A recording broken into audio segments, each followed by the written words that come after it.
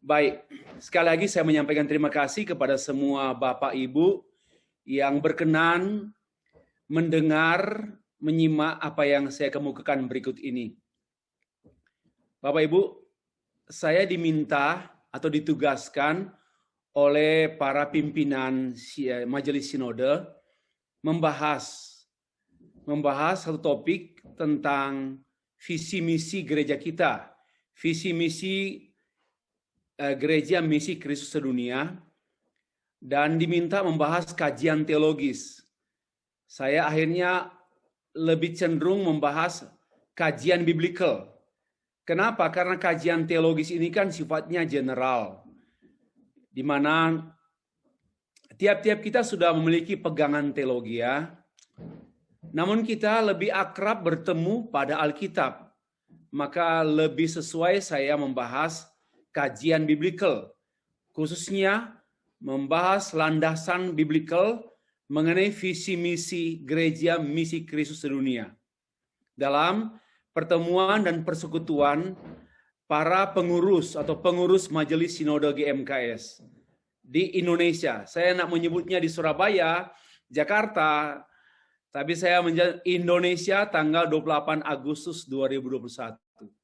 Karena semua kita berada dalam wilayah NKRI di tempat kita masing-masing. Kiranya Tuhan berkenan atas kajian kita pada saat ini. Saya mengawali dengan mukadimah. Mukadimah itu pendahuluan atau kata pengantar. Tetapi itu penting, bukan hanya sekedar pengantar. Seperti mukadimah Undang-Undang Dasar 1945. Itu sangat penting dan sangat menentukan. Mukadimahnya yaitu Alkitab firman Allah, khususnya Matius 16 ayat yang ke-16 dan ayat 18. Apa yang saya kemukakan pada pertemuan kita saat ini bukanlah hal yang baru. Saya yakin Bapak Ibu tidak mendapatkan pengetahuan yang baru. Semua hanya ingin menguatkan dan juga memfasilitasi Bapak Ibu untuk lebih bersama-sama kita, lebih menyatu, lebih seirama, dan lebih senada dalam gerakan bersama di tubuh Kristus, Gereja Misi Kristus Sedunia. Baik, saya baca saja yang ada dalam screen. Kita sudah tahu bersama teks ini. Maka jawab Simon Petrus. Ini pengakuan. Tatkala Tuhan Yesus bertanya, menurut orang, siapakah anak manusia itu? Lalu ada pendapat, dia adalah Yeremia, salah satu daripada nabi dan sebagainya. Itu kata orang. Berarti pada masa itu, pada masa Tuhan Yesus dan murid-murid, sudah beredar ajaran-ajaran tentang mesianis yang dikaitkan dengan figur-figur tertentu. Jadi sudah ada pandangan-pandangan mesianis pada masa itu. Dan pendekatan Tuhan yang kedua menanyakan, oke, itu apa kata orang? Sekarang, apa katamu? Apa katamu? Siapakah anak manusia? Siapakah aku ini? Lebih bersifat personal dan langsung dalam kaitannya dengan Tuhan Yesus yang bertanya. Tidak lagi berkata apa kata orang tentang anak manusia, tetapi apa katamu? Satu undangan Tuhan yang sifatnya personal. Bagaimana tadi apa kata orang yang sifatnya umum, sekarang apa katamu personal, apa katamu? Dan disinilah jawaban kita baca. Dan aku pun berkata kepadamu, ya, engkau ini pernyataan Tuhan Yesus ya. Setelah Tuhan Yesus bertanya, setelah Tuhan Yesus, sorry, saya agak melewat. Engkau adalah Mesias, anak Allah yang hidup. Inilah satu pernyataan daripada Petrus sebagai representatif para murid menjawab pertanyaan Tuhan Yesus. Apa katamu? Siapakah aku ini? Siapakah anak manusia? Lalu anak manusia itu dikaitkan dengan aku ini. Ya, lalu dikaitkan dengan pribadi, apa katamu? Dan jawabannya, engkau adalah Mesias, anak Allah yang hidup. Ini merupakan ringkasan atom kristologi. Atau disinilah rumusan tertua kristologi. Sebelum ada kajian-kajian teologis dari gereja, disinilah satu rumusan kristologi yang tertua. Engkau adalah Mesias, anak Allah yang hidup. Tertua yang saya masukkan di sini, yaitu yang original, yang mula-mula, yang asli. Engkau adalah Mesias, anak Allah yang hidup. Satu rumusan singkat tetapi sangat esensial, sangat mendasar. Dan dari sinilah rumusan kristologi berkembang meluas. Sebagaimana yang kita bahas selama sekian abad sampai pada awal abad 21 ini. Lalu pernyataan ini disambut oleh Tuhan Yesus dengan menyatakan, dan aku pun berkata kepadamu, engkau adalah Petrus, ya, dan di atas batu karang ini, aku Kristus akan mendirikan jemaatku, dan alam maut tidak akan menguasainya. Inilah yang membuat saya kagum tidak habis-habisnya, sangat bersyukur karena kita memiliki proyek atau dilibatkan oleh Tuhan dalam proyek yang didirikan oleh Tuhan Yesus. Ya, didirikan oleh Tuhan Yesus. Indonesia didirikan oleh founding fathers. Soekarno, Hatta, Yamin, dan sebagainya. Amerika didirikan oleh founding fathers. Perusahaan-perusahaan besar dunia didirikan oleh founding fathers. Perusahaan. Tetapi yang mendirikan gereja adalah Allah. Ya, ini satu kebanggaan yang membuat saya tidak mau terpisah dari gereja. Dan membuat saya harus menjadikan gereja adalah priority my life. Ya, kenapa? Karena ini didirikan oleh Tuhan. Sekali lagi, tidak ada, bagi saya hanya ada dua lembaga yang didirikan oleh Tuhan. Yang pertama, lembaga pernikahan. Ya, yang didirikan oleh Tuhan. Membentuk satu perkeluarga. Yang kedua, lembaga gerejawi. Lembaga gereja yang didirikan oleh Tuhan. Tuhan tidak pernah mendirikan yayasan. Tuhan tidak pernah mendirikan gereja denominasional. Tuhan tidak pernah mendirikan satu nation, satu state, satu sekolah, atau lembaga apapun. Yang ajaibnya, Tuhan hanya mendirikan pernikahan, suami istri. Itu lembaga yang didirikan oleh Tuhan. Dan itulah sebenarnya cikal bakal gereja. Ya, karena tanpa itu tidak mungkin. Tapi yang kedua, Tuhan mendirikan gereja. Dan yang didirikan oleh Tuhan Yesus, alam maut pun tidak akan menguasainya. Ya. Apalagi hanya FPI. Tidak mungkin menguasai gereja lah. Ya. Apalagi hanya peraturan 2 menteri. Tidak mungkin menguasai gereja. Apalagi hanya teroris. Tidak mungkin menguasai gereja. Sudah terungkap dalam sejarah. Gereja makin dibakar, makin tumbuh, makin ditendang, makin dibatasi, makin merambat, dan makin segala sesuatu. Itulah proyek kita, Bapak Ibu. Ini satu kebanggaan dan satu syukur kita. Karena itu saya memberikan satu catatan di bawah ini, bahwa di seluruh dunia dan di sepanjang sejarah dunia, tidak ada satupun lembaga, satupun pekerjaan, satupun program yang paling besar, paling bernilai, paling bertahan selain gereja. Maka itu mari bersyukur, jangan pindah alamat, jangan pindah profesi. Kalau pindah profesi betul-betul tidak mengerti gereja. Ya, jangan pindah profesi. Tetap sebagai orang gereja, tetap sebagai pelayan gereja. Kenapa? Karena kita ada dalam proyek Tuhan.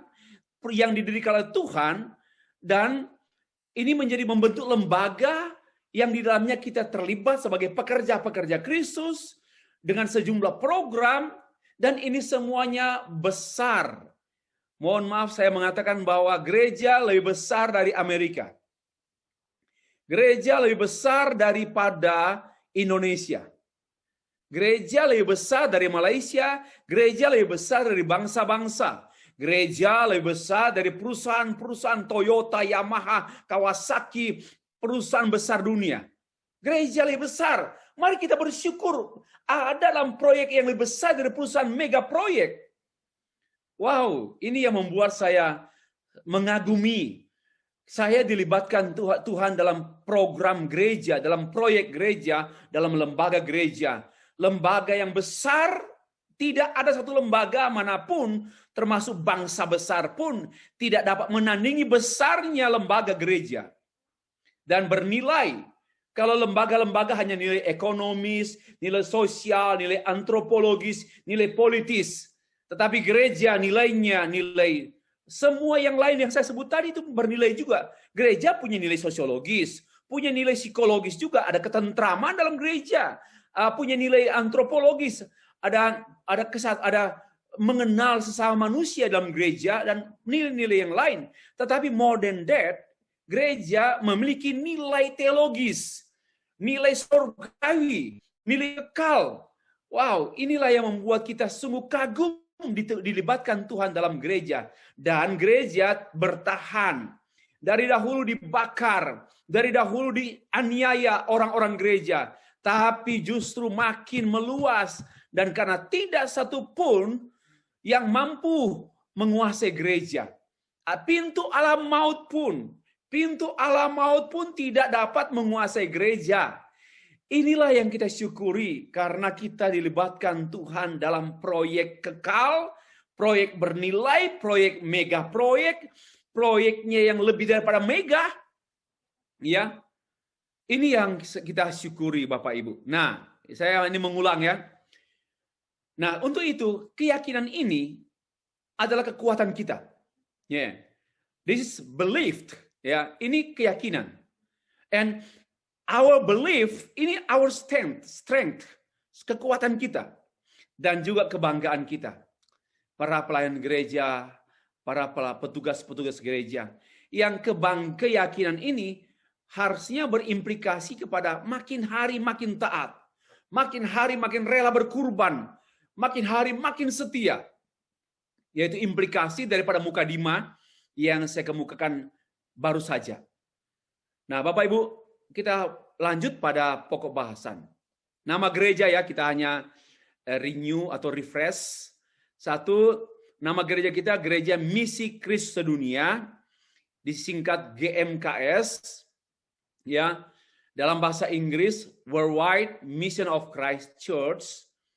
Ya, worldwide itu sedunia, mendunia. Mission of Christ ini satu kesatuan, artinya misinya Kristus. Bukan misinya saya, bukan misinya siapapun, tetapi misinya Kristus. Ya, dalam wadah gereja. Oke, kita ini gereja misi Kristus, gereja misi Kristus dan Gereja Misi Kristus Sedunia. Ini saya sudah pernah jelaskan pada malam persiapan kita untuk pelantikan. Saya tidak mungkin berbicara hal yang baru, walaupun ada sedikit tambahan-tambahan. Gereja, kita harus mengakui ini gereja yang sifatnya am. Gereja yang hakikatnya menegaskan tentang gereja misi. Karena bagi saya gereja yang bukan misi ya bukan gereja. Gereja tanpa misi, sekali katakan bukan gereja. Maka kita menegaskan our church denomination is mission church. Gereja misi. Dan hanya apabila gereja itu gereja misi, maka itu disebut gereja. Dan gereja mana? Misi yang mana? Ya misinya Kristus. Gereja tidak boleh punya misi sendiri. Gereja hanya menjadi pelaku misi Kristus, instrumen misi Kristus, pelaksana yang taat pada misi Kristus. Gereja tidak boleh punya misi sendiri. Tetapi gereja harus meneruskan misinya Tuhan Yesus Kristus. Ya, misinya Yesus Kristus misi sedunia, bukan hanya misi lokal, bukan hanya misi M1, M2, M3, misi menyeluruh. Tidak hanya misi untuk kaum orang Jawa, misi untuk orang Flores, untuk orang-orang misi suku, sebagaimana kecenderungan gereja-gereja suku, gereja Protestan Maluku, gereja apa, Gemim, tidak salah. Tetapi boleh saja nama seperti itu, tapi jiwa dan panggilannya harus sedunia. Karena sehatnya gereja tidak terpenjara oleh suku, walaupun kita cinta suku. Tidak terpenjara oleh etnik, tidak terpenjara. Gereja itu adalah universal, atau apostolik. Nah, logo gereja kita seperti ini sekali perlu dijelaskan Bapak Ibu, karena ini tidak cukup kita menghayati sampai pada menjiwai gereja GMKS kalau hanya sekali, 2 kali dipresentasikan. Itu saya pikir ini akan menjadi pembahasan sepanjang usia gereja. Apalagi generasi berikut will come, and mereka juga perlu terus-menerus menjiwai, menghayati GMKS. Nah, kita tahu bersama ini ada yang warna ungu di luar bola bumi. Ini C. C ini Christ. Ya, Christ. Oke. Christ, dan antara C ini Christ dan salib dan Alkitab itu satu kesatuan, mengungkapkan kita ini benar-benar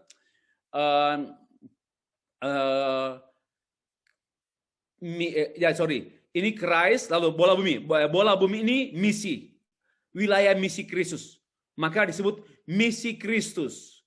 Ya, C and bola bumi, misi Kristus. Lalu ada Alkitab di sana, Alkitab Injil, ya, Injil Yesus Kristus sebagai ya sentral daripada gereja kita, atau sebagai resources, the primary and final resources of our doctrine and our mission, our activities, dan bla bla bla. Itu only from the Bible, ya, dari Bible. And the center of the Bible is the gospel, yang sangat menjunjung tinggi Kristus yang tersalib. Karena di sana seperti pemberitaan yang ditegaskan oleh Pak Pendeta Misraim tadi. Berita disampaikan pengampunan dosa. Ya, tidak ada pengampunan dosa tanpa salib. Dan ini berita yang luar biasa. Ya, berita pengampunan dosa. Coba kita simak. Tidak dalam rangka menghina agama lain, tapi kita memperhatikan hampir tidak terdengar berita utama agama-agama lain atau filsafat yang ada tentang pengampunan dosa. Inilah satu central message daripada GMKS. Injil, salib Kristus, misi Kristus. Oke, nanti dijelaskan lagi, ada di anggaran dasar, sudah dituangkan di sana. Kemudian saya mau ajak kita untuk kembali menyimak karakteristik gereja kita. Boleh ditambah. Ya, Bapak Ibu, saya menyampaikan ini bukan sesuatu yang mutlak untuk Bapak Ibu langsung aminkan. Tapi Bapak Ibu mari cerna, karena kita baru bersama-sama. Kita perlu mengkristalkan. Kalau hanya mau lari sendiri, ya saya akan mengatakan, harus ya, tidak pantas. Ini harus menjadi percakapan kita sepanjang usia dan pelayanan kita. Ya, kita mengurangi, kita berusaha untuk tidak memutlakkan diri sendiri. Seperti yang tadi bagus sekali Pak Misraim kemukakan. Itu betul. Apa yang saya sedang kemukakan ini, saya tidak sedang dalam rangka mengindoktrinir Bapak Ibu. Itu kecuali anak TK. Bapak Ibu, saya katakan ini bukan hal yang baru. Ya, apa yang sudah sedang saya kemukakan ini bukan hal yang baru. Namun kita perlu ada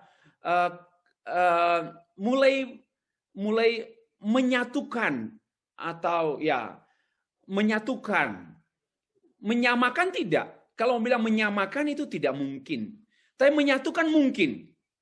Ya, menyatukan dalam satu kesatuan visi misi gereja. Nanti kan setelah ini pun kita perlu duduk bersama, membahas bersama lebih lanjut untuk mengkristalkan apa-apa yang sudah dan sedang saya kemukakan ini. Yang pertama, karakteristik GMKS adalah berpusatkan Injil. Itu saya yakin tidak seorang pun di antara kita yang menolaknya, karena memang ini jantung gereja, jantung kekristenan, berpusatkan Injil. Maka diatur oleh Injil. Aturan kita bergereja, tata gereja, semuanya harus merujuk pada Injil. Yang kita khotbahkan Injil, perilaku kita Injil, semuanya Injil. Dan memang inilah yang ditegaskan dengan yang dimasukkan oleh beraliran Injili. Ya, kita berpusatkan Injil dan beraliran Injili. Setidaknya aliran Injil ini menegaskan bahwa Alkitab adalah firman Allah, ada 66 kitab adalah firman Allah dan tidak bersalah. Itu pegangan kaum Injili.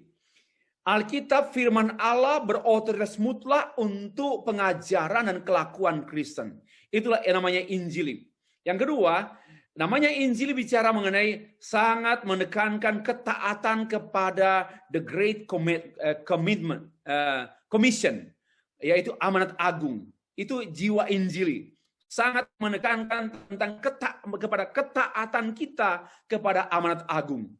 Ya, lalu pola hidup saleh, pola hidup kudus, itulah evangelical. Ya, minimal ada 4 pilar, ada 4 karakteristik yang sempat saya kemukakan mengenai yang namanya beraliran Injili. Ya. Lalu berjiwa misi penginjilan. Berjiwa, berpusat aliran dan jiwa. Dan kita harus sakit jiwa. Bukan sakit jiwa, sakit kejiwaannya, kita kejiwaan misi. Kejiwaan kita kejiwaan penginjilan. Jadi saya senang sekali Pak, tadi beberapa minggu ini ada pengkhotbah dari GMKS Vineyard dan GMKS juga Family. Wow, saya pikir ini jiwanya petarung ladang misi. Minggu lalu 2 kali berturut-turut. Ya, pekerjaannya cari jiwa. Tadi juga Pak Pendeta kita cari jiwa. Kalau nggak ada meeting sore sekarang ini, sudah keluar. Cari jiwa. Minimal bertemu. Wah, ini saya pikir. Pertama, ini pun satu dorongan untuk saya, Bapak Bu. Ya, karena dosa dosen itu susah keluar. Saya katakan dosa dosen. Mari kita saling memperkaya. Tidak ada orang hebat di antara kita. Karena ancaman besar bagi dosen itu hanya puas di kelas. Hanya puas di tulisan. Tetapi kita diancam oleh, ya bukan siapa yang ngancam, firman Tuhan lah yang mengancam saya, karena bagaimana gerakan saya keluar untuk menjangkau jiwa-jiwa yang terhilang. Nggak boleh beralasan apapun. Tapi kan saya dosen. Nah, dosa itu alasan itu. Nggak ada alasan. Karena semua orang percaya dipanggil untuk memberitakan Injil. Maka saya senang saya berada di antara para pendeta yang api penginjilannya sedang membakar. Dan saya pikir saya pun turut dibakar. Ayo saling membakar biar sampai hangus. Nggak akan hilang. Ya, jiwanya jiwa misi penginjilan. Mari. Yang ketiga, yang keempat, berhati melayani. Hati melayani. Ya, hati melayani sebagai hamba. Di antara kita juga, di antara pengurus majelis satu dengan yang lain, mari kita berhentilah, sorry ya to say, gontok-gontokan, debat-debatan. Tadi sudah disinggung oleh Pak Misraim juga. Untuk apa kita debat-debat?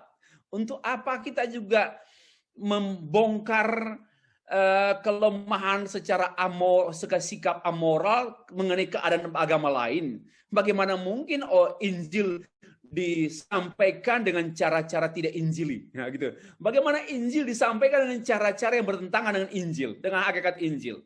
Nah, mari kita melayani, kita membatasi konflik di antara kita, dan kenapa? Karena kita berhati melayani.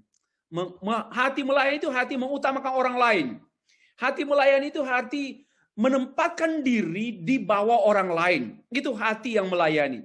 Memposisikan dirinya humble, ya dia lower than others, ya lebih rendah dari yang lain. Saya tahu ini bukan sekedar ucapan-ucapan yang mengagumkan. Ini satu pekerjaan, satu sikap merendahkan diri, satu sikap memohon belas kasihan Tuhan untuk kita mampu menikmati ini.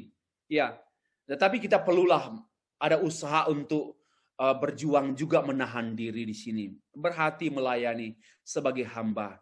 Hati menempatkan orang lain di atas kita. Apapun, kecuali kalau orang tersebut sudah bicara yang bertentangan dengan Injil.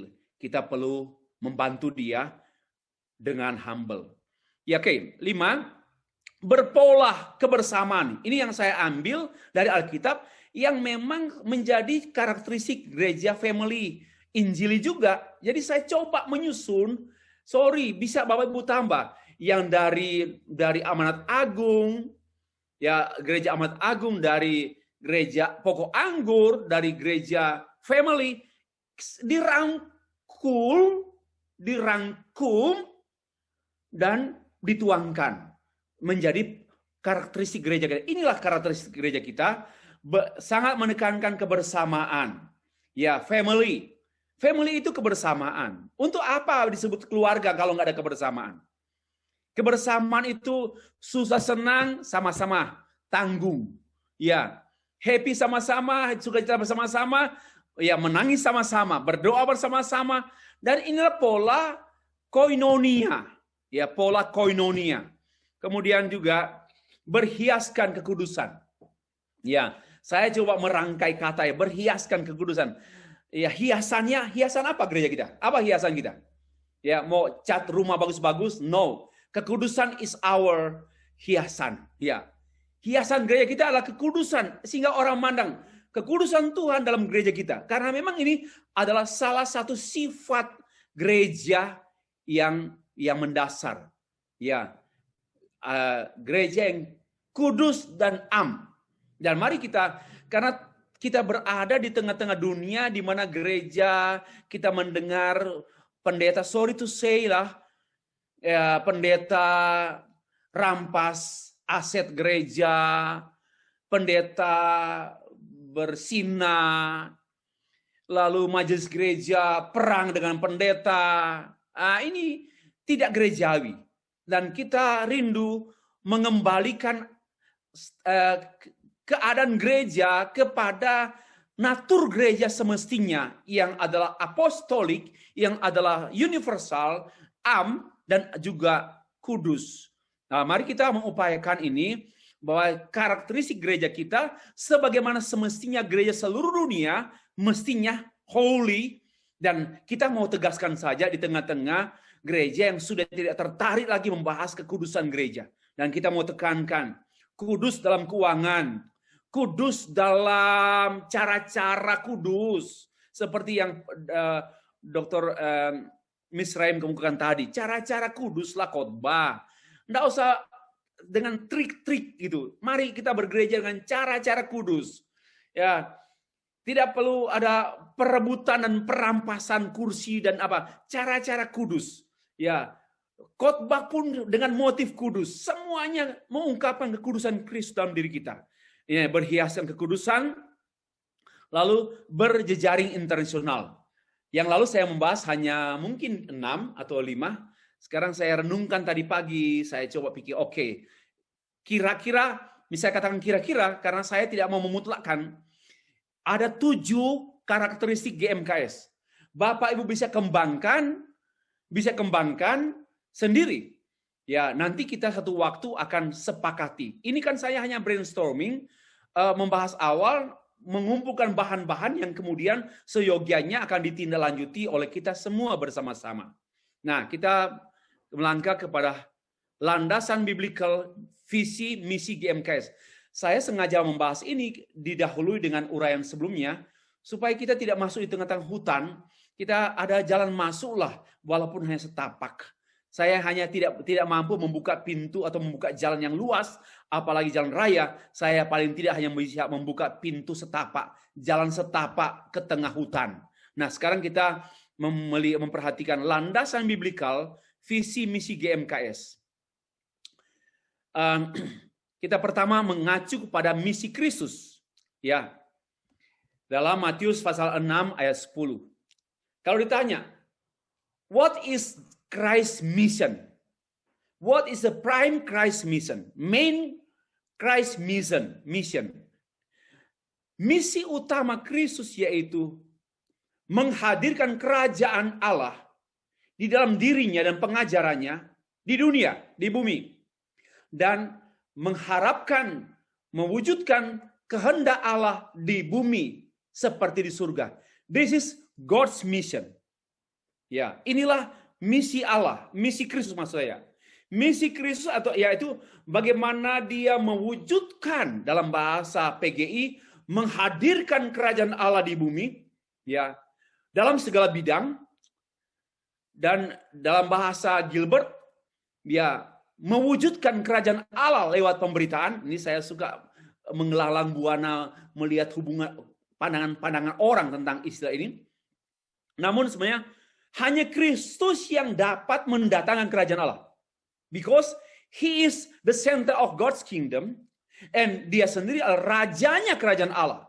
Kristus adalah rajanya kerajaan Allah. Dan kekuasaannya adalah seluruh dunia. Ya, kekuasaannya tidak hanya sejauh gereja. Sayangnya banyak orang memenjarakan Kristus hanya dalam gereja. Bahwa pemerintahan Kristus hanya berlaku dalam gereja. No. Tetapi pemerintahan Kristus adalah kepada bangsa-bangsa. Mendunia. Kerajaannya mendunia. Rajanya Kristus. Dan hanya Kristus yang mewujudkan His kingdom. In and through the church. His church. Sampai ke seluruh dunia. Datanglah kerajaanmu. Nah, GMKS dalam spirit inilah kita bervisi dan bermisi, yaitu kita rindu menjadi alat Tuhan untuk Tuhan mengembodikan, mewujudkan kerajaannya di bumi melalui pengajaran, melalui pemberitaan firman Injil. Itulah kerajaan Allah terwujud. Di mana ada pemberitaan Injil, di sanalah kerajaan Allah terwujud. Nyata. Di mana ada pemberitaan Injil yang murni, di sanalah kerajaan Allah diwujudkan. Lalu juga jadilah kehendakmu di bumi seperti di surga. Ini sebenarnya paralel dengan datanglah kerajaanmu. Istilah kerajaan Allah dan kehendak Allah itu tidak bertentangan, bukan dua poin tetapi satu pokok. Datanglah kerajaanmu, apa itu? Kehendakmu jadilah di bumi. Dan kehendak Allah apa? Ya, kehendak Allah ya Injil, yaitu orang berita pengampunan dosa seperti yang diutarakan tadi dalam khotbah awal disampaikan. Itu kehendak Allah. Ya, pemberitaan tentang nama Tuhan kita Yesus Kristus itu adalah kehendak mutlak Allah. Dia ingin apa yang ada di sorga, ya di dalam sorga itu mana? Di hatinya Tuhan. Allah Tritunggal dapat diterjemahkan ke dalam bahasa di bumi. Bagaimana memsorgakan bumi? Bagaimana kehendak Allah yang sempurna itu berlaku dalam dunia? Itulah landasan biblika tentang visi misi GMKS yang mengacu pada visi misi Kristus. Dan yang kedua, Lukas pasal 19 ayat 10, tadi kan Matius 6 ayat 10. Sekarang Lukas pasal 19 ayat 10. Karena memang, ini terjemahan yang saya terjemahkan dari bahasa Inggris, kata memang, because indeed, the Son of Man came to seek and to save the lost. Ini karena ya memang kesemestian. Karena memang anak manusia, anak yaitu Yesus Kristus, ya datangnya untuk apa? Untuk mencari dan menyelamatkan yang hilang. Dan inilah yang menjadi proyek terbesar GMKS. Proyek terbesar GMKS yaitu mencari dan menyelamatkan yang hilang. Jangan menghabiskan biaya kita, dana kita, energi kita, ya, untuk hal-hal yang sifatnya bukan yang menjadi main project Tuhan Yesus. Mari kita rela memberi dana, biaya apapun. Dan mari kita rela mati-matian. Ya, seperti kesaksian senior kita dari Bogor. Sekian tahun tinggal di Flores. jadi gurunya orang Sunda. Oh, guru bahasa orang Sunda. Ini mujizat bagi saya. Bagaimana orang yang non-Sunda datang mengajar bahasa Sunda? Itu kalau bukan Injil, tidak akan mungkin. Karena kerinduan untuk mengkomunikasikan Injil dalam bahasa tersebut kan, untuk apa? Supaya lebih efektif menjangkau mereka yang terhilang. Wah, bagi saya bersyukur ada di antara para pendeta GMKS yang benar-benar kerasukan Injil Yesus Kristus. Ya, ini penting. Bagaimana saya berada di antara pendeta-pendeta yang kering-kering, tandus, hanya suka debat-debat saja, tapi tidak buat apa-apa, hanya suka debat tapi tidak menginjili. Bagi saya ini gereja yang harus dibakar oleh api sungguh-sungguh dari korek api. Tapi kalau kita gereja yang dibakar oleh api Roh Kudus, ini yang saya pikir semestinya demikian. Semestinya demikian. Bapak Ibu, ya, ini landasan biblikal mengacu pada pribadi Tuhan Yesus, pada visi misi Tuhan Yesus. Bahwa dia ingin menerjemahkan hati Bapa ke dalam hati orang berdosa melalui pemberitaan Injil. Dia ingin menerjemahkan, dia ingin mewujudkan kerajaan Allah itu. Bapak Ibu, kerajaan Allah itu melampaui semua bangsa-bangsa, 237 bangsa.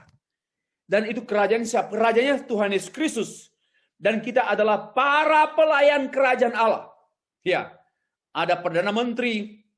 Kita semua ini, semua berada dalam arena kerajaan Allah. Dan kita berperan sesungguhnya dalam wilayah kerajaan Allah.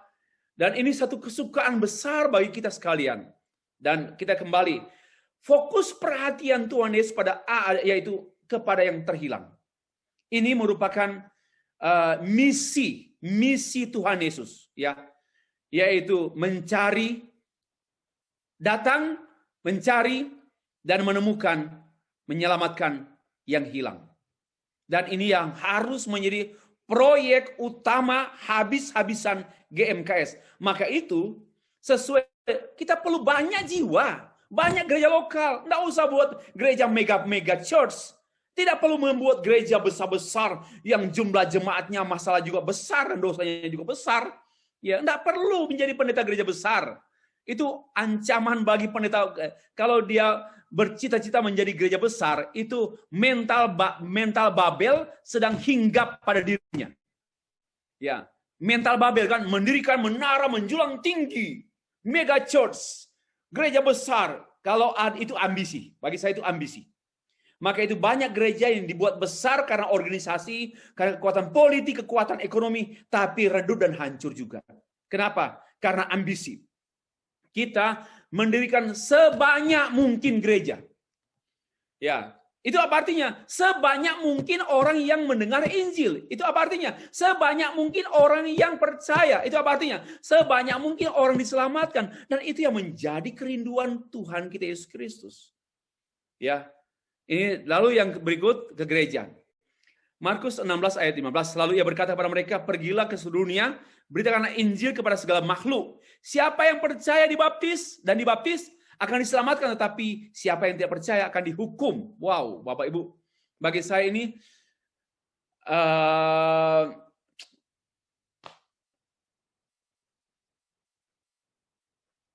mutlak, sesuatu yang menentukan. Bapak Ibu, presiden negara manapun tidak menentukan dunia. Ya. Presiden manapun tidak menentukan dunia. Yang menentukan dunia adalah para penginjil. Dengar baik-baik, Bapak Ibu. Yang menentukan dunia dan nasib dunia ini ada pada para penginjil. Pada gereja. Kenapa? Coba, siapa yang percaya dibaptis selamatkan, tetapi yang tidak percaya dihukum. Ini bicara soal mati hidup. Mati hidup dunia ini ada pada Injil dan pemberitaan Injil. Karena itu yang saya katakan, aktor utama dunia ini, mohon maaf, saya katakan bukan Jokowi. Aktor utama bukan Mahfud MD. Aktor utama bukan Biden. Aktor utama bukan Presiden Korea Utara, bukan. Aktor utama bukan Bukan pribadi-pribadi yang hanya terbatas pada negara tertentu dan usia pemerintahan yang terbatas. Tapi hamba Tuhan tak terbatas. Sepanjang hidupnya, dia adalah aktor utama yang menentukan binasa atau selamatnya dunia ini. Mari kita bergairah dengan kebenaran ini. Ya, mari kita bergairah dengan kebenaran ini. Kita ini aktor utama yang menentukan binasa dan selamatnya dunia. Saya tidak menganggap diri saya fanatis, tidak menganggap diri saya garis keras. Ini firman Allah, Bapak Ibu. Ya. Dan segala makhluk pergilah ke seluruh dunia, beritakan Injil. Lalu yang kedua, Matius 28 ayat 19 sampai 20, jadikanlah semua bangsa muridku dan baptislah mereka dalam nama Bapa dan Anak dan Roh Kudus, dan ajarlah mereka melakukan segala sesuatu yang telah diajarku perintahkan padamu. Titik. Dan seterusnya. Saya sengaja soal penyertaan Tuhan itu amin. Ayat-ayat yang teks seterusnya kan. Dan ketahuilah aku menyertai kamu. Oke, tapi saya sengaja membatasi di sini. Mari kita lihat pada tugas kita. Yaitu, jadikan semua bangsa muridku dan baptislah mereka dalam nama Bapa dan Anak dan Roh Kudus, dan ajarlah mereka melakukan segala sesuatu yang telah kuperintahkan kepadamu. Dan tentu itu hak Tuhan. Itu tanggung jawab, itu hak Tuhan. Menyertai kita itu hak Tuhan. Enggak usah diurus-urus. Yang kita urus yaitu go and make disciples, baptize them, teach them, and teach them. Dan inilah sebenarnya mengungkapkan tentang tugas utama gereja. Mari kita perhatikan penjabaran selanjutnya.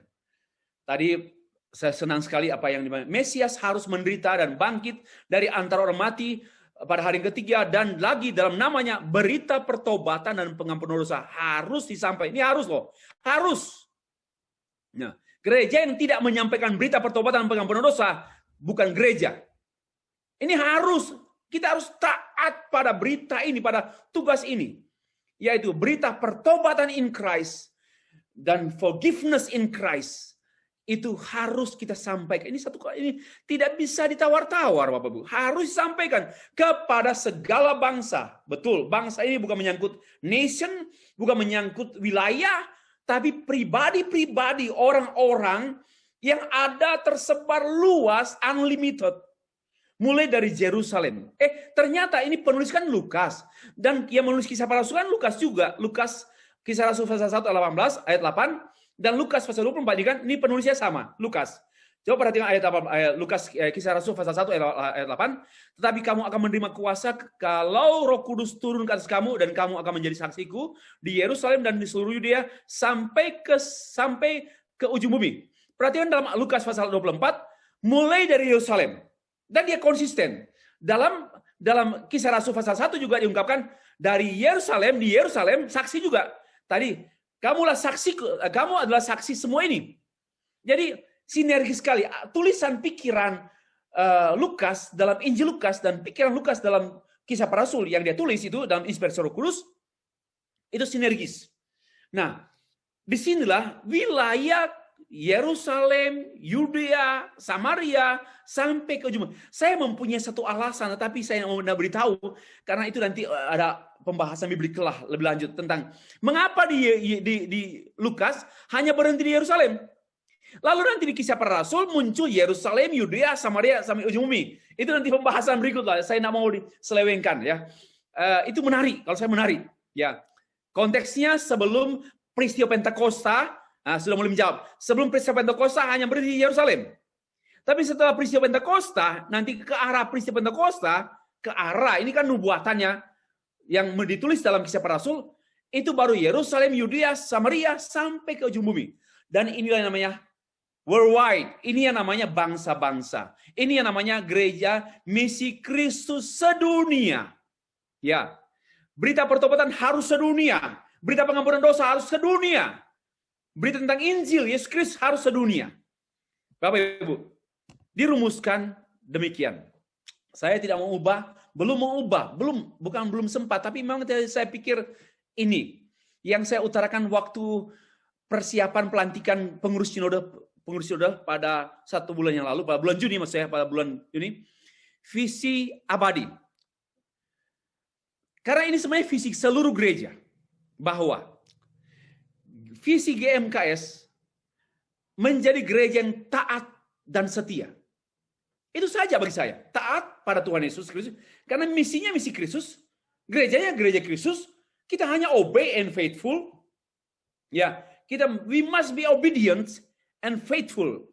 Melaksanakan misi Kristus sedunia melalui pemberitaan Injil secara seutuhnya atau secara holistik. Dan saya pikir semestinya visi ini visi abadi, visi seluruh gereja. Gereja yang tidak bervisi seperti ini, mohon maaf, kurang, mohon maaf, cacat, mohon maaf, menyeleweng. Mau buat apa visi gereja? Hanya ini. Nah, baru kemudian visi operasional. Ya, menjadi gereja, menjadi banyak gereja. Ini coba diramu ya, diramu menjadi banyak gereja. Ya, yang diakui secara nasional dan berpengaruh secara internasional. Ini ya sampai tahun 2026. Bukan berarti misi GMKS berhenti, ini menyangkut kepemimpinan. Kalau ini kan menyangkut universal AM. Ya, tapi belum, sorry ya, ini belum masih gagasan pemikiran yang perlu dirumuskan oleh para pimpinan. Saya bukan hanya saya pimpinan, saya bukan pemimpin, bukan pimpinan. Pimpinan GMKS adalah kami. Ya. Maka rumusan-rumusan seperti ini bukanlah rumusan pribadi. Saya hanya diminta untuk menyampaikan sekiranya menjadi pertimbangan kita nanti dalam memperlancar perumusan. Karena begini, bahasa ini kan bukan bahasa saya, ini bahasa kita semua, bukan hal yang baru Bapak Bu. Ini bukan hal yang baru, ya kiranya dipertimbangkan begitu. Nah, operasional barulah kita memikirkan misi kita gereja secara operasional, visi kita itu menjadi banyak gereja. Kenapa? Banyak jiwa yang diselamatkan. Bukan gereja besar, tapi banyak gereja. Ya, karena itu akan nampak pada tujuan. Ini visi misi akan nampak pada tujuan. Oke. Dan pemberitaan melalui pemberitaan Injil. Tidak ada cara lain. Misi pemberitaan Injil secara holistik sampai tahun 2026. Nanti sidang lagi, kita memikirkan lagi apa. Karena kan pemimpin selanjutnya kan yang Tuhan berikan amanat, pasti mereka terima juga dari Tuhan. Maka saya tidak mau mendikte pemimpin selanjutnya. Setidaknya ini baru menjadi gagasan untuk dipertimbangkan oleh para pimpinan. Nah, misi GMKS sesuai dengan panggilan dan fungsi gereja seluruh dunia, gereja AM, maka visi dan misi GMKS itu berkenaan dengan 5 kata Yunani, latreia atau proskuneo, didaskalia, koinonia, diakonia, marturia. Kalau gereja-gereja Belanda dari Reform Belanda hanya 3 yang mereka tekankan, yaitu koinonia, diakonia, marturia. Kita perlu mengkoreksi, ya tidak lengkap. Gereja-gereja kita kan di Indonesia kebanyakan diawali oleh pemikiran gereja-gereja Belanda, Jerman, dan selama itu yang mereka pikirkan tentang tugas gereja hanya 3, yaitu bersekutu, melayani, bersaksi. Itu tugas gereja yang koinonia, diakonia, marturia. Tapi setelah dikaji, enggak lengkap. Harusnya proskuneo atau latreia, beribadah. Ibadah itu tugas gereja, beribadah. Yang kedua, berdidaskalia, mengajar. Mengajar jemaat itu tugas gereja. Baru berkoinonia, bersekutu. Baru berdiakonia, baru peduli dengan lingkungan. Baru bersaksi. Nah ini, dari 5 tugas gereja ini maka saya merumuskan 1. Misi GMKS 1, menginjili semua orang dan memuridkan orang percaya. Ini saja cukup. Bagi saya bisa memberi argumentasi apapun, bahwa sebenarnya saya juga mengacu pada seorang profesor dari Filipina. Dia membahas sebenarnya memang tugas gereja itu hanya 2, menginjili dan memuridkan. Lalu orang tanya, Pak, bagaimana memimpin? Itu dimuridkan. Bagaimana pastoral? Dimuridkan. Bagaimana dengan konseling? Itu dimuridkan. Maka saya mengatakan sebenarnya tugas gereja seluruh dunia hanya 2. tapi perlu dijabarkan. Ya, saya menjabarkannya demikian. 1. Mengakarkan jemaat dan pengajaran pada Injil. Mengakarkan jemaat dengan Injil dan mengakarkan jemaat pada Injil. Ada kekurangan satu kata pada. Dengan dan pada pengajaran Injil. Bagi saya kita mau berakar pada apa? Jangan berakar di GMKS. Jangan berakar secara organisatoris. Harus berakar pada Kristus, berakar pada firman, berakar pada Injil. Lalu baru bisa kita mengajar jemaat dengan jemaat menjadi jemaat yang menginjili. Ini misi. Misi ya, mengakarkan jemaat.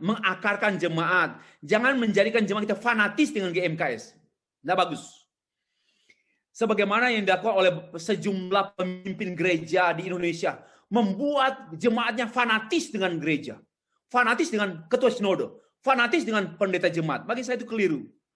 Itu setan punya pikiran yang sedang merusak jemaat dengan cara-cara organisatoris. Saya terus terang lagi sedang berdoa dengan sejumlah pimpinan sinode, bertepatan mereka itu teman saya. Saya melihat mereka sedang mengajak jemaat berpusat pada dirinya sendiri, dan berpusat pada ajarannya, seolah-olah ajaran yang lain salah semua. Hanya dia yang benar. Dan dia tidak mau mengundang orang lain khotbah di mimbarnya, karena dia bilang, saya takut semua pendeta yang lain merusak ajarannya. Wah, itu eksklusif sekali. Ini bakal heresi, bakal bidat ini. Nah, kita tidak seperti itu. Kita mengharapkan jemaat kita terikat pada Kristus, berakar pada Kristus, ya, pada Injil, dan kita mengharapkan mereka menjadi jemaat yang menginjili. Selanjutnya, membangun persekutuan yang kudus dengan Injil. Bapak Ibu, tidak ada hidup yang kudus itu di luar Injil. Kalau hanya psikologi atau berusaha untuk saya harus berjuang hidup kudus, omong kosong. Hari ini kita bicara kudus, besok kudis. Lusa, kardus. Hanya Injil yang menguduskan orang percaya. Hanya Injil yang menguduskan hamba Tuhan. Ya, kita membangun persekutuan yang kudus dan dengan Injil. Lalu yang keempat, memperkuat kesatuan jemaat. Bapak Ibu, memperkuat kesatuan kita, jangan boleh organisasi itu hanya secondary atau tertiary, secondary resources. Tapi kesatuan jemaat itu pada kesatuan Injil Yesus Kristus. Jemaat makin menyatu dengan Injil, maka pasti yang menyatu dengan sesama jemaat. Ya, baik-baik. Jemaat makin menyatu dengan Injil, maka dia pun akan menyatu dengan sesama jemaat. Jemaat atau hamba Tuhan, pendeta GMKS, makin menyatu dengan Injil, maka dia akan mudah menyatu dengan sesama pendeta jemaat. Tapi kalau dia tidak menyatu dengan Injil, ya susah sekali menyatu dengan sesama pendeta GMKS. Memperkuat kesatuan jemaat, lalu mendirikan sebanyak mungkin gereja lokal. Ini misi kita. Ya, menolong yang lemah dengan pelayanan Injil holistik. Kita perlu memperhatikan yang lemah di antara kita. Maka itu yang pertama, program kita segera ya. Ini kami baru siapkan susun untuk program yang belum master, ayo jadi master. Supaya jangan hanya stay free yang doktor, bukan hanya kami yang dokter. Semua kalau bisa sampai doktor. Dan itu bukan ukuran kok, tapi itu hanya untuk memacu kita meningkat demi kepentingan Kristus Yesus. Bagi saya, bedalah Andreas dan Paulus. Paulus orang yang belajar. Tetapi begini juga, kita tidak akan memutlakkan. Bagi saya, tidak semua orang berpendidikan dipakai Tuhan. Tidak semua orang berpendidikan dipakai Tuhan. Tetapi yang dipakai Tuhan itu memang pertama, panggilan Tuhan. Yang kedua, kasih karunia Tuhan ada pada orang tersebut. Bagi saya itu modal dasar orang dipakai Tuhan. Baru dilengkapi kelengkapan, kecakapan mengajar bahasa Sunda, kecakapan mengajar nih, atau studi lagi, ambil master, ambil doktor. Nah, kita dalam konteks ini, pertama kita akan membuat semua pendeta GMKS maju sama-sama, termasuk maju dalam hal pendidikan. Kita dalam waktu ini akan menyebarkan brosur untuk Bapak Ibu juga dengan formulir dengan program studi master dulu. Ya, semua ke arah sana. Lalu menolong yang lemah dalam hal apa? Misalnya ekonomi, kesehatan. Ini namanya diakonia. Nah, nomor 6 ini diakonia. Ya. Jadi yang ketujuh, menjalin kerjasama dengan lembaga manapun demi kepentingan dan kemajuan Injil Yesus Kristus. Mari kita bergaul, berteman dengan siapa saja, tetapi mempertimbangkan kepentingan kemajuan Injil. Kalau tidak dalam rangka untuk kemajuan Injil, untuk apa kita spend time, wasting time untuk bekerja sama dengan lembaga-lembaga yang membuat kita juga kehilangan api, hanya urusan organisasi. Organisasi itu untuk Injil. Tujuan organisasi ini ada untuk tujuan Kristus. Jadi kita tidak boleh berorientasi pada organisasi, tapi organisasi ini untuk tujuan. Maka itu menjalin hubungan organisatoris dengan lembaga-lembaga manapun di dunia harus demi kemajuan Injil. Kalau bukan demi kemajuan Injil, tidak perlu membangun hubungan dengan lembaga manapun, dimanapun. Nah, terakhir tujuan. Satu, kita menyangkau sebanyak mungkin orang. Saya senang. Pendeta saya lupa nama yang pindah ke Kalimantan dari Surabaya. Safnes. Ketua pastoral. Aduh. Saya susah nama istri saya. Nikolaus Oka. Oh, Pak Nikolaus Oka. Pak Oka, iya Pak Oka. Wah, saya pikir minggu lalu juga ada lagi pendeta GMKS di Palembang yang semangat penginjilannya. Saya pikir I'm a happy pastor because I'm among a pastor who evangelize dunia ini dengan semangat yang berapi-api, dan saya pikir ini yang kita syukuri. Tadi Pak Misrem kagum sampai bukan mencucurkan darah, mencucurkan air mata. Dan saya pikir ini kegaguman ilahi, kegaguman rohani gitu loh. Ya, mari kita menangis kagum secara rohani. Ya, kalau kagum karena kita mendapat undangan dari presiden itu enggak lah. Saya minggu lalu diundang juga, hampir setiap tahun saya diundang untuk hadir dalam upacara 17 Agustus. Sudah 3 kali saya diundang ke istana. Saya enggak kagum. Saya enggak mau lagi kok. Enggak, tapi kegaguman kita kegaguman ilahi gitu loh. Apalagi melihat orang bertobat, kita terharu dan menangis. Malaikat bertempi sorak, kita menangis. Itu cocok sekali gitu loh. Saya belum pernah melihat malaikat menangis soalnya. Ya, mereka ya bersorak-sorak. Kalau Stefri menangis, ya harus satu jiwa dimenangkan, lalu pendeta sukacita, ini normal.